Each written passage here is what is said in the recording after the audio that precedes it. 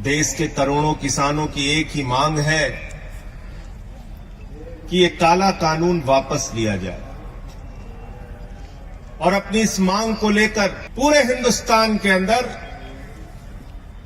लाखों लोग सड़कों पे उतरे और पिछले कुछ महीनों से पंजाब और हरियाणा में तो सारा काम छोड़कर किसान सड़कों पर आंदोलन कर रहा है, सरकार से फरियाद कर रहा है, गुहार लगा रहा है, विनती कर रहा है कि इन काले कानूनों से हमें निजात दिलाइए, इन काले कानूनों को वापस लीजिए। लेकिन ऐसी क्या जिद है, ऐसी कौन सी मजबूरी है जिसकी वजह से मोदी जी की सरकार ये काला कानून वापस नहीं ले पा रही? और वो मजबूरी मैं आपको बताना चाहता हूं। जब पार्लियामेंट के अंदर ये बिल आया, ये काला कानून आया, मैंने उसी दिन कहा था ये कानून किसानों के हित में नहीं है, बल्कि ये कानून हिंदुस्तान के करोड़ों किसानों के डेथ वारंट पे मोदी सरकार ने साइन किया है और इसलिए हम इसका विरोध करते हैं। और हमने पार्लियामेंट के अंदर माइक तोड़ा था, मुझे निलंबित कर दिया गया। पूरी की पूरी भारतीय जनता पार्टी ऊपर से लेकर नीचे तक रो रही थी। संजय सिंह ने तो माइक तोड़ दिया, संजय सिंह ने तो माइक तोड़ दिया। अरे आज तो तुम किसानों की हड्डियां तोड़ रहे हो। मुझे निलंबित किया गया तो तुम्हारी सरकार को भी निलंबित किया जाना चाहिए।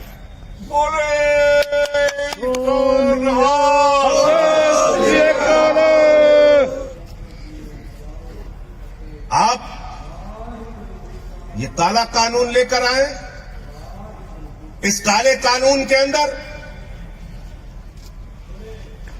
एमएसपी की गारंटी का एक शब्द नहीं।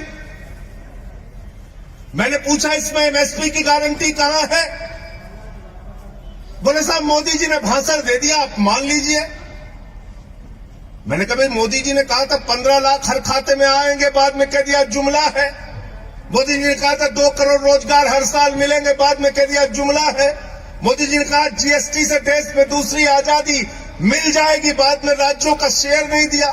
मोदी जी ने कहा था इस देश के अंदर नोटबंदी से देश की तकदीर बदल जाएगी। अब नोटबंदी के फायदे हमें गिनाना तो दूर की बात है, जो नुकसान हुए इस पर बातचीत करना नहीं चाहते। मोदी जी तो थाली के भी फायदे गिनवा देते हैं, ताली के भी गिनवा देते हैं। मोदी जी के भाषण से एमएसपी की गारंटी नहीं मिलेगी।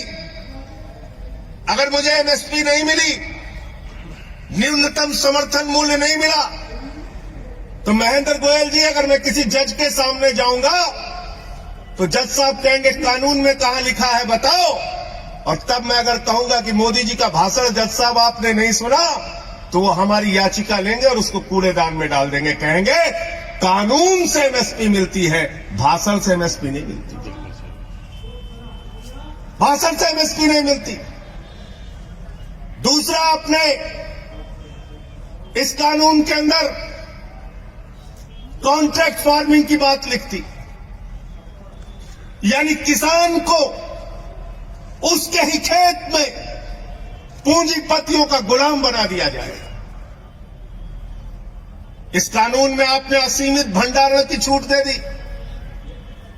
इसका मतलब हिंदुस्तान का कोई भी पूंजीपति, अडानी और अंबानी, सस्ते में किसान से गेहूं खरीदेगा, सस्ते में किसान से धान खरीदेगा, सस्ते में फल खरीदेगा, सस्ते में सब्जियां खरीदेगा और सबका भंडारण करके अपने बड़े बड़े कोल्ड स्टोरेज में रखेगा।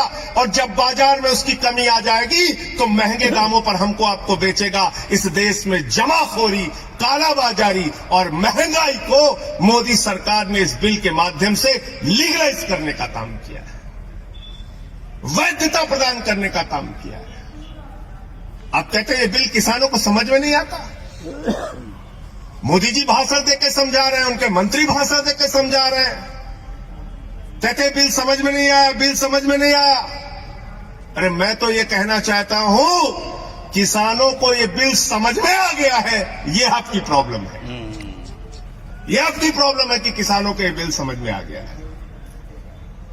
और इसलिए आज पूरे देश का किसान आंदोलनरत है। मुझे पीड़ा होती है, तकलीफ होती है मुझे, जब आप उन अन्नदाताओं को आतंकवादी कहते हैं, शहीद आजम भगत सिंह के वंशजों को आतंकवादी कहते हैं, शहीद उधम सिंह के वंशजों को आतंकवादी कहते हैं, शहीद लाला लाजपत राय के वंशजों को आतंकवादी कहते हैं, शहीद करतार सिंह सराफा के वंशजों को आतंकवादी कहते हैं, जलियांवाला बाग कांड में जिन लोगों ने अपनी शहादत दी उनके वंशजों को जो लोग आतंकवादी कहते हैं, उनको इस देश की सत्ता पर 1 मिनट भी रहने का अधिकार नहीं, मैं कहना चाहता हूं।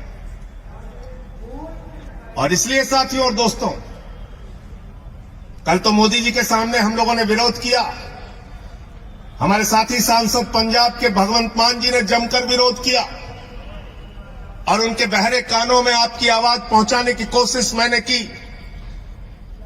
सदन चल रहा था तब भी की, सदन नहीं चल रहा है, सत्र नहीं बुलाया जा रहा है तब भी की, और आगे भी करता रहूंगा, लड़ता रहूंगा आपके लिए, आपकी आवाज को उठाता रहूंगा, क्योंकि हमारे नेता अरविंद केजरीवाल जी ने साफ तौर पे कहा है, आम आदमी पार्टी का एक एक कार्यकर्ता सड़क से लेकर संसद तक किसानों के मुद्दे पर उनके साथ रहेगा। लाठियां भी खानी हो, जेल भी जाना हो, आपकी सेवा भी करनी हो, एक कार्यकर्ता बनके, एक सेवादार बनके आपके साथ मजबूती से खड़ा रहेगा।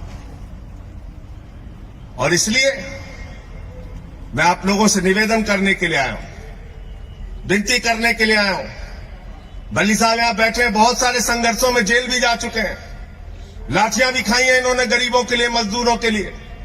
महेंद्र गोयल जी हमारे विधायक जी हैं, कई दिनों से लगातार यहां पे सक्रिय हमारे कार्यकर्ता हैं साहब।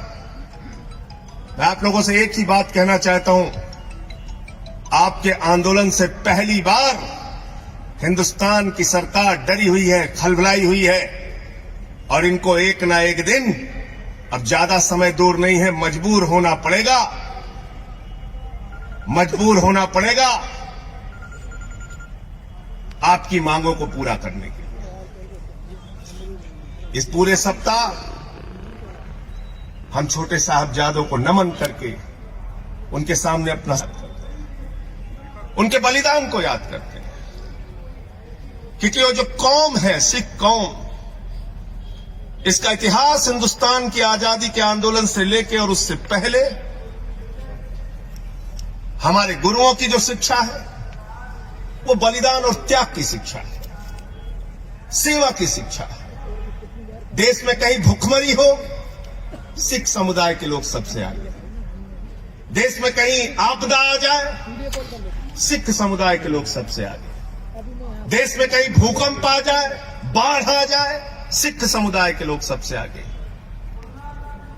तो इस कौम को, अपने गुरुओं को नमन करते हुए, छोटे साहबजादों के त्याग और बलिदान को याद करते हुए, उसके सामने सर झुकाते हुए हम सब ये संकल्प लेते हैं कि इस लड़ाई को हम लड़ेंगे और जीतेंगे। बहुत बहुत धन्यवाद और आभार, आपने मुझे यहां बुलाया और अपनी बात कहने का मौका दिया। धन्यवाद।